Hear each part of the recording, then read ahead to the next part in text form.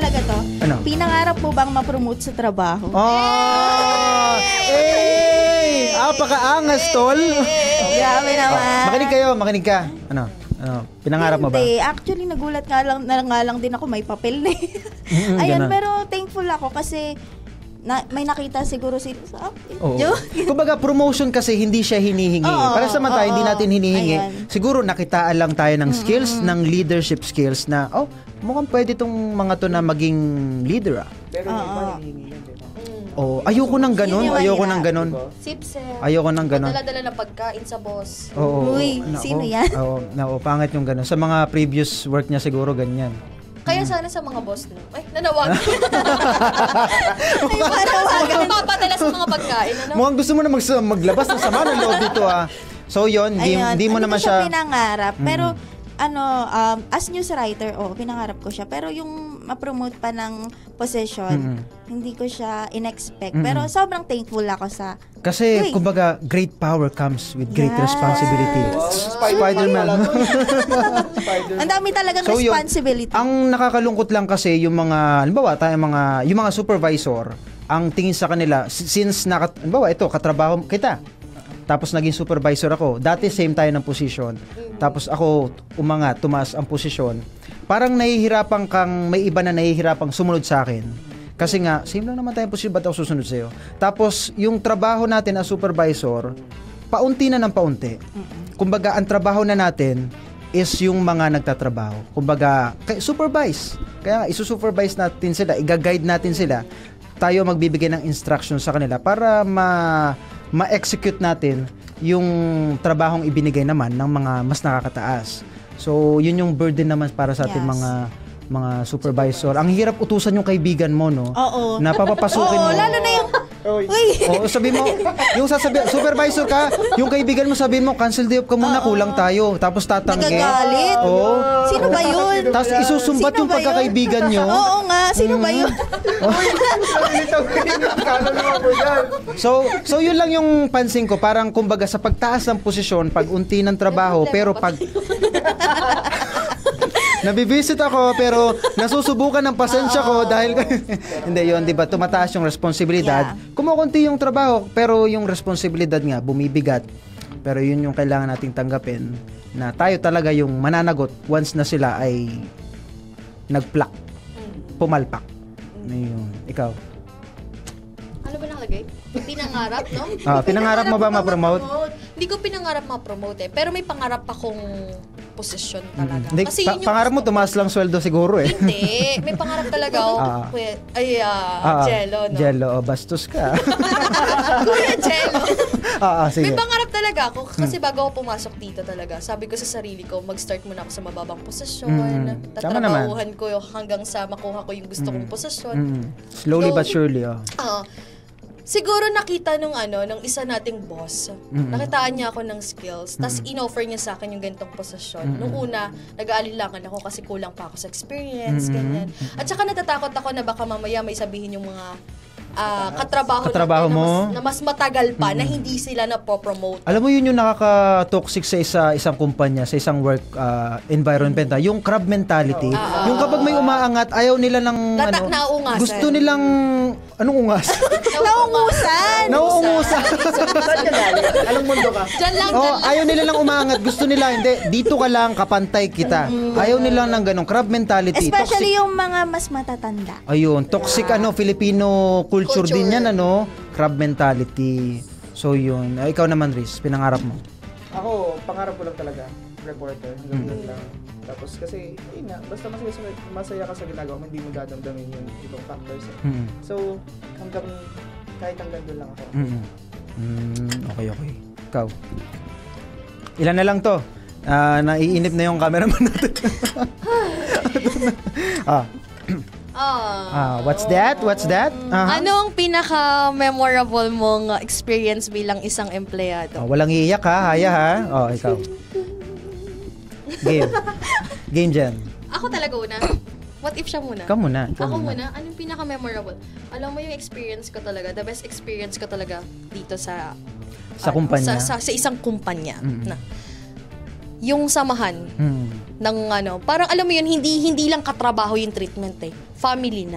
Tama. Andun yung part na parang kapag kailangan ko ng tulong, andyan ka. Andyan yung part din na parang nagtatawanan, nagkakwentuhan, pag masasabihan ka ng problema, tutulungan ka, ganyan.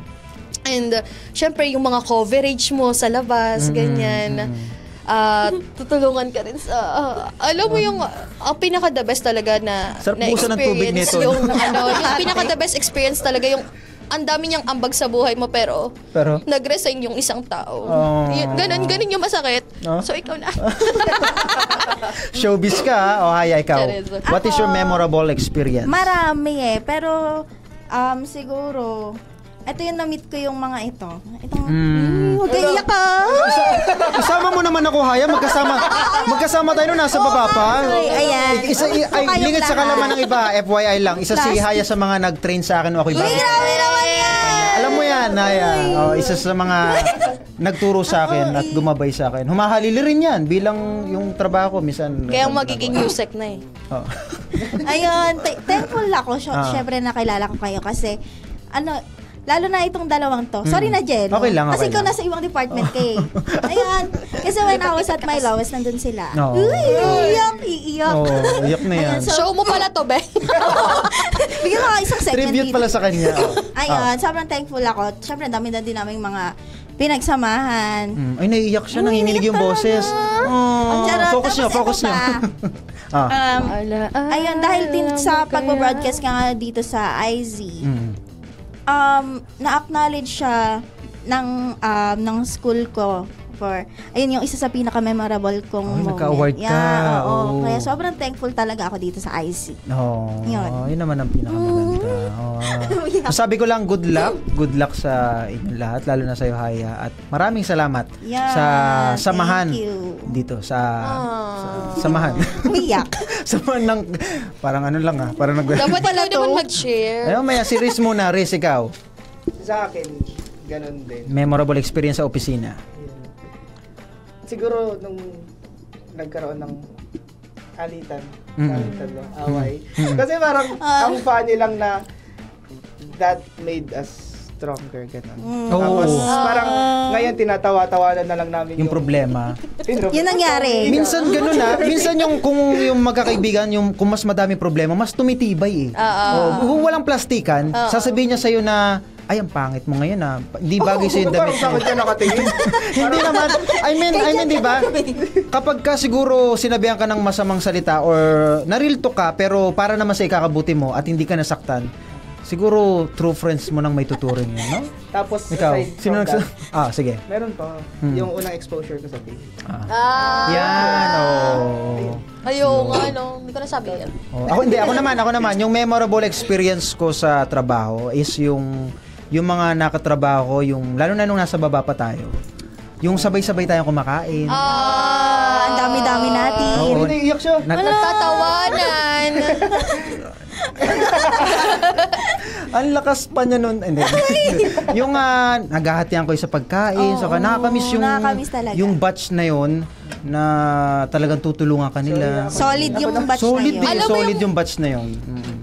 Papasok ka everyday ng masaya kasi may panibagong chismis. Yun na lang yung nagbibigay buhay. Chismis. Kumbaga exciting Exciting talaga. So, talagang katrabaho talaga ang isa sa nagpapagaan sa trabaho ng mga empleyado. Isa pa, sinong bubunot na ba? Ano ba? Ikaw. Kaya. Ilan na lang yan. Ubusin na natin to. Grabe naman to. Ako na, ba't sa akin natatapat yung... Ano yan? Ano ang pinaka-toxic experience mo sa opisina? Kung kanina, memorable, happy experience, ito toxic experience. Toxic experience ko. Parang hirap naman sabihin yung may malakas sa boss na laging nagsusumbong dun sa mga ginagawa ng mga katrabaho niya. Dun sa boss na yun. Ay, toxic sobrang nga yun. toxic nun. Grabe, buti na lang wala na siya dito. May galit. Kumbaga, pinapalala niya lang yung sitwasyon. Salip na masolusyonan, lalong nadadagdagan. Ang bigat na nga ng workload, dadagdag pa yung mga ganong tao. Pero alam niyo ang problema dyan, hindi naman yung nagchichismis Ang problema yung naniniwala. Yes.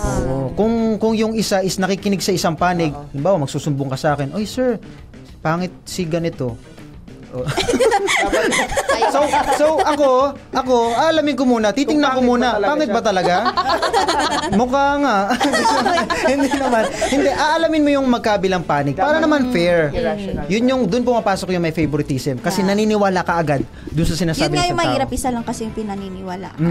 Toxic talaga yun. Ikaw naman, Riz. Ako kung sinabi ni Haya kanina na nagsusumbong dahil sa mali mong ginagawa. Ito, dito sa katrabaho mo na nagsusumbong kahit wala kang ginagawa. Kahit na mali yung, siya yung mali. Babalik na rin niya, ikaw yung gagawin niyang mali. Ayun. Hindi talaga natin mapiplis. Na-experience ko na pangit talaga. Kahit may gawin ka o wala, may masasabi sila. Hindi talaga natin mapiplis ang ibang tao. Yung mali mo na, ipapasa pa sa'yo, tapos ikaw yung pagmumukhang mali sa kataas-taas. Blamer ang tawag doon. Oo nga, yun naman. Ikaw naman. Buti wala na nga. Siya? Mukhang magkakilala. Mukhang Parang isang isa lang tinutukoy ba? nyo ah. Isa lang ba? Saan ba? Ewan ko. Ito yung sa akin. Oh, ikaw. Siguro, yung trabaho ko, writer, di ba? So, yung papel ko, pinalitan ng pangalan. Anong pangalan? Sarili kong gawa, pero pinalitan, inangkin niya. Parang siya rin yun. Siya rin, isa rin. Yun yung ganun. pinaka... Yung experience mo to. So, yung credits napunta. Sa kanya. Credit grabber. Credit grabber. Anong ginawa mo? Grinab mo? Wala, pinicturean ko lang as evidence, magsusumbong ako dapat. Documentation. Kaso, wala, hindi ko pala kayang magsumbong. Hinayaan ko lang. Pero minsan pangit yung hindi naman sa pagiging sumbongero, pero dapat zero tolerance tayo sa mga ganitong maling gawain. Kasi kawawa naman yung Hindi kasi mabibiktima. ito nga, naman i-reach out kasi. mahirap din magsumbong kasi kinakampihan din siya. Parang connected sa Ganon. Connected, oo. Nagko-connect na yung mga ano. Kwento namin. So favoritism, isa sa mga toxic na experience sa opisina. Sinong sunod? Please. Last one. Si Jan yung last natin. Anong question? What is your ideal boss? Yeah. Ayan. What is your ideal boss? Ideal boss ko yung relatable. Ganun. Parang hindi mo mafe-feel na boss siya. Parang you feel him or her as one with you. Na empleyado niya. Humble. Hindi mo mafe-feel na mabigat yung binibigay niyang trabaho. Kasi nga, parang isa siya sa inyo. Ikaw naman, Hayat. Sa akin, siguro yung walang pinapanigan, walang kinikilingan. Wow. Walang pa Parang ibang programa yun ah. Babalita ng Tama, naglilingkod ng tama. Baka madulas ka. Fairness naman kasi sa boss natin, sobrang bait, sobrang accommodating. As in, pag birthday ko bumabati, sobrang bait ng boss natin, yun lang masasabi ko. Parang nakaka-inspire, pumasok, nakaka-boost. Wala, thankful lang kay boss. Hello, boss. Bossing, yun ang ideal boss mo. Ikaw naman, Jen, anong ideal boss? Ideal boss? Siguro sa pinaka-boss talaga natin. Siya yung tumupad ng pangarap ko. Wish ko lang. Nakisend po to sa kanya. Sakaling lumaki po yun sa kanya. So dahil, Lahat naman tayo thankful sa mga naging employer natin. Actually talaga, sobrang baba talaga ng pangarap ko. Though nag-start talaga ako na sabi ko bago ako pumasok sa isang company, sabi ko, kahit maging lang muna ako, kahit maging researcher, kahit yung maging PA lang muna ako. Mababa lang yung pangarap mo. Sobrang baba talaga nung pagka-graduate ko ng college. Pero may plano talaga ang Diyos na mas malaki para sa iyo. Oo, tapos hanggang sa in-offer sa akin yung ganito, ganyan. Kaya sobrang thankful ako kay boss. Kasi ang sabi niya din that time, nung parang hinarap kami lahat ng mga bago, ang sabi niya, ayokong isara itong kumpanya kasi may pangarap itong mga taong ito. Ay talaga? Yun. Isa yun sa mga ideal boss ko rin. At isa Asa na ba siya? Nag-resign na. Nauna ba sa'yo? Ako naman ang ideal boss ko yung hindi ka natatakot magsabi ng suggestion o ng problema na boss, meron tayong problema, or hindi ka natatakot magbigay ng opinion na boss, sa tingin ko hindi maganda to, pangit to, mas maganda siguro tong ganito. Tapos tinatanggap naman niya yung suggestion mo. Isa yun sa mga ideal boss ko. Kasi kapag bilang isang leader, kapag takot sa'yo yung mga tao mo, parang ano sila, nagiging stagnant. Nahirapan sila mag-open sa'yo. O nahirapan silang mag-reach out sa'yo. Masasabi mong isa kang failure bilang isang leader kapag yung mga tao mo is hindi Intimidate sa'yo. or lagi na lang ayon ng ayon. Hindi sila, wala silang suggestion or hindi sila kumbaga nag-reject or umaayon na lang ng umaayon. So yun ang ideal boss ko, yung kaya kong sabihan ng totoong nararamdaman. Alam mo kung sana ako na dito yung boss natin. Oo nga, no? Siguro pero lahat tayo nagpapasalamat sa ating mga boss kasi sila yung nagbigay sa atin ng ng opportunity. Nagtiwala. Oo. Kaya kung ako, payo ko lang sa mga empleyado, lalo na yung mga magre-resign, wag naman kayo ng sama na loob sa kumpanya. Totoo. Kasi kahit papaano sisiraan mo pa. kahit papaano sila Walang utang na loob. kahit papaano sila yung nagbigay sa Co-host ka talaga na. kahit papaano sila yung nagbigay sa inyo ng sweldo, ng pera at nakakapag-provide kayo sa pamilya natin, Lalo diba? na siya na may dalawang Lalo ka. Hoy, wala ko pa akong anak. For mom ka na, di ba? For mom lang, yun pero nga. Sino yung isang pet na inaalagaan mo? si Apa. Bunot, last one. Okay, last one na. Last one. Ay, nagpapalakpakan ni mga cameraman natin. Yay! Patapos Ay, na. ito na pinakahihintay natin. What is your expected salary? Sa panahon ngayon, mataas ang inflation. Ano bang inflation ngayon? Nasa 4, 5%, mga ganon? Yung salary dito sa natin, sa kung saan tayo mismo napasok ngayon. Ano expected Or salary sa- mo sa lahat ng sa lahat. papasukan mo? Kung ikaw, sa ano? Kung mag-a-apply ka man sa iba or ano expected salary mo? Panawagan na ba ito? Kasi ayon sa mga balita, parang 1,500 or 1,200. 1,200 yung makatarungang sahod ng isang empleyado. Sa panahon ngayon, sa Metro Manila. Sa Metro Manila. So, ngayon, ano expected salary mo? So, kung i-compute mo yun sa isang buwan, magkano yun? Kung 1,200? Complete pa tayo dito. Siguro mga 30,000 may 30 to 35,000. Oo. Yun ang expected sa'yo? salary mo. Hindi, ang akin, siguro mga 40,000. 40,000 kasi sobrang mahal na lang bilihin. Tapos mag-aanak ka pa, di ba? Parang magkano balak? mag-asawa, ganon. So, syempre 40,000. Kasi yung talagang may mga nagsasabi Tapos yung sweldo. bibili ka pa ng bahay, di ba? Ayun, hindi pang pamilya na sweldo, pang binata lang. Kulang pa sa pang makeup Pang mo. single. Naku, pang makeup nga lang. So 40,000. Wala na pang skincare. Wala nang skincare. Care. Nakakalimutan na yung health. Minsan nga di na pero may PhilHealth naman tayo Yes. kasama. So Uy, may Z-benefit na sila. talaga ba? Sure ba? Ilangin ko lang, hindi Wala na nang sponsor to. PhilHealth. So 40K ang expected salary mo. Kaya. Sa akin, SG16. Search nyo na lang. Ano yun? 98,000. Charot. SG15. Ano yun? Nasa 40 something gano'n. Ganun talaga, no? Sa hirap pa naman ang buhay ngayon eh. Oo, mahal na Hirap. ng bigas ngayon. Lalo na kung may luho ka. Ganun. Magastos. Everyday. Lagi ka nag-LU. Yun, travel Batangas. talaga. Mahalaga rin naman kasi yung Siargao. travel. Mahalaga din talaga ang travel sa isang empleyado kasi Kaya wag na lang mental mag-travel. health. Para sa mental health natin. Ang masama lang kasi, after ng travel, stress ka ulit kasi wala ka na Sardinas. Ulam sardinas. sardinas para makapag-travel. Na-experience ko na yun, siguro na-experience yun na rin yun na nagta-travel ka tapos hindi ka na-heal. Imbes na ma-heal ka, mas Na-stress na-stress ka pa. Kasi iniisip mo na yung nagastos mo. Oo. Di ba? Suggestion ko, mag-travel na lang kapag, kumbaga, afford mo na talaga. Sabi nga nila, kung if you can't afford it twice, you can't afford it. Tusok-tusok ka na muna. Tusok-tusok mo na.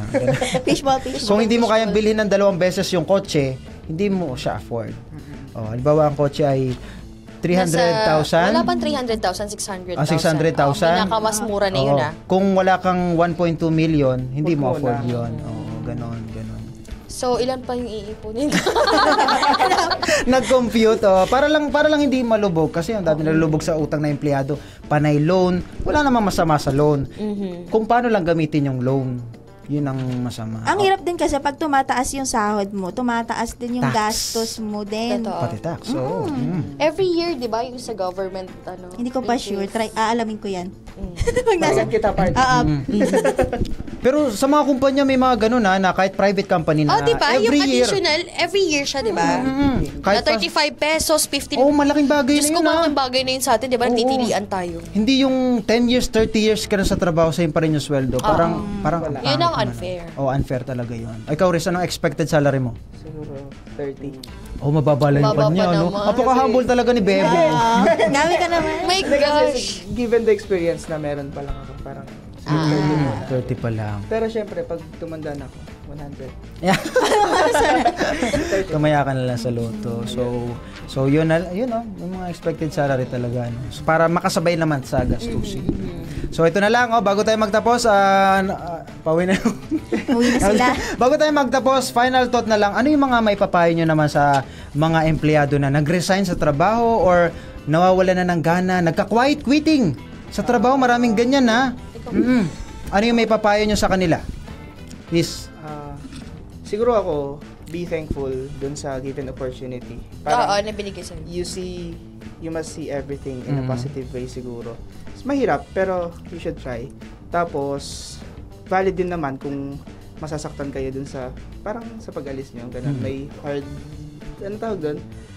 Parang heavy-hearted yung mabigat. pag-alis nyo, ganun. Pero, syempre, dapat aralin nyo paano mag-move forward. Hindi tayo pwedeng ma-stuck lang dun. Ganun. Parang, mag-focus kayo sa future, mag-focus kayo kung magtatrabaho man kayo ulit, mag-focus kayo dun sa trabaho nyo. Ngayon. Iyon. Haya. Fighting. Fighting. Para sa akin, kung naiisipan mo na mag-resign, siguro pag-isipan mong mabuti. Kasi, actually, nagsisidi naman ako nung first time ko nag-resign dito as CA. Uy, gusto ko nga kasi talaga maging writer. Pero CA kasi ako dati. Pero tapos na-miss ko din yung yung newsroom nung nasa ibang work na ako. Ayun din kasi. Tapos, kaya nga na sinabi ni Sir John, maging fully equipped ka muna bago ka quit. Ayun lang naman. Dapat fully equipped before you quit. Ikaw naman, siguro, message ko lang, panawagan ko lang sa mga magre-resign, tatagan nyo yung loob nyo, and hanapin nyo muna yung sarili nyo. Baka kasi, saan mo naman hahanapin? Pinahirapan mo pa yung tao. tatagan nyo lang yung loob nyo, kasi baka mamaya nandun lang naman pala sa company pala talaga yung nyo, yung pinaka-future nyo, ganyan. Kasi yung company na yan, nagbigay sa'yo ng opportunity kung paano ka nag-start. Dahil dyan sa company na yan, dyan ka nagsimula kung paano, nagsimula ka ng walang-wala. Pero ngayon, meron ka na, wag mong iiwan. Yan. Sa susunod na halalan, Jen Patrolya. Para sa Senado. Parang dapat talaga bigyan ng second chance yung mga company na baka naman magbago pa. Baka give mag-improve back pa. naman. Ganun. At saka, Pagbigyan lagi ng pangit din chance. kasi yung resign, di ba? Makikita sa resume mo. Oo, ang ganyan. dami Bakit mo 6 months lang yung pinasukan. tagal mo? Ano yan? Regodon? Oo, parang ang hirap mong mapakali sa isang trabaho. So, bakit ka na natatanggapin? Di ba? Parang nakaka-apekto rin sa yun. Kaya, tama yung sinabi nila na pag-isipan mo na. Ako naman, payo ko sa mga magre-resign. Kung ang apektado na ay ang health nyo, ang mental health nyo, ang inyong physical health, at yun na yung sign na mag-resign. Kung Wala pa rin sa halaga wala pa rin yung sarili mo. Oo, wag nyong kumbaga isusugal yung inyong sariling kalusugan or pamilya nyo. Minsan nawawala na tayo ng oras sa mga pamilya nang dahil sa trabaho. Kaya nga maraming empleyado nagrereklamo na walang work-life balance kasi mas marami silang oras sa trabaho kaysa sa sa pamilya nila. So yun lang, kung nag-iisip kayong mag-resign, isipin nyo muna kung worth it pa ba? Na magstay. Healthy pa ba ako? Worth it bang maging passionate ako sa trabaho ko? At worth it ba na iwan ko yung pamilya ko para sa trabaho? Kasi lahat naman tayo nagtatrabaho para sa pera, para maging good provider sa ating mga pamilya. So, kailangan lang balansehin talaga. So, talagang minsan talaga sa mga nagmamanage talaga, singhot ka ng singhot. Singhot ka ng singhot, naiiyak na siya. Pero, parang ang lalim ng pinagdadala ng Jello. Dapat ikaw yung ini-interview dito. Dapat nasa gitna eh. Hindi. Gusto ko lang magpasalamat sa inyo sa opportunity na ito. Kasi ito na yung muli. Ay, maraming salamat lalo na kay Haya. Ha? O, baka pwede ka naming mag-guest ulit dito. Oo naman, basta available ako. Basta available. Pero pugante. Ipupuslit ka namin dito. Sige, go lang. At maraming salamat ulit sa inyo sa pagpapaunlak sa ating DWIC Podcast Office Politics. Muli ay papakilala muna tayo. Huwag niyo pong kalimutan, i-follow po kami sa DWIC 882 at Aliw Channel 23 YouTube channel. I-type niyo lang po yan. At i-follow niyo rin kami sa aming Facebook page, DWIC 882 at sa Aliw Channel 23. Meron din tayong TikTok. Ang aming TikTok account is DWIC News Nationwide at Aliw Segments. Yan, magaganda yung content natin dyan. Check it out. At 4 million yung views. million views talaga. And counting. At i-follow nyo rin ako sa aking Facebook page, Angelo Bainyo, at sa aking TikTok account, at Kaanghel. As in angel. Wow. Kaanghel. Okay. Ako ang Anghel de la Guardia na. Siya, may panlaban siya. May palaban siya. Ako si Hyacinth. Sige. Hyacinth. Talaga ba? Yes. Okay, pala tayo. Pasok eh. Jen, ikaw. Baka may po-promote ka na. Ayan po, ako po ay nananawag. Ano kala mo dito? Tupad? Ano kala 4-piece? Hindi! Ano ba? Gagawin? Papakilala ka lang. Baka may po-promote ka sa social may media mo. po-promote. Sa kanila pwede follow. Kasi Ayan! Tutukan niyo po ako sa DWIC. Yan. O nga pala. Tuwing linggo! Ayan, mula morning, alas 5, alas 6 ng umaga hanggang alas 7 ng umaga. Tapos, alas 12 hanggang 12:30. Ayan, makinig po kayo ng mga nagbabagang balita. Yun. Abangan nyo. Social media mo. Ano mo? Ayan, sa social media ko po, Jennifer Patrolya. Pat. Sa aking sa isa ko pang IG, Pat Jen. Yan. Pat Jen. Follow nyo siya. Haya. And ako po si Haya Ludivico, nagbabalita ng tao. Yan. Naglilingkod ng tama. Follow niyo po ako sa Instagram at Hyacinth L. And sa TikTok, Hyacinth LDVC. Yung. Riz. Ako naman po si John Riz Galata. Tutukan niyo po ang IZ Balita linggo pang hapon. Alas 5 ng hapon hanggang alas 6 ng gabi. And follow po ako sa Instagram at John Riz Raven. Yun. Maraming salamat ulit mga kaibigan hanggang sa susunod Maraming salamat. Sana maulit. Yes. Sana maulit. Huwag madadala. Yes. Mamaya ulit. At see you po See you sa next episode namin dito sa Office Politics. Bye!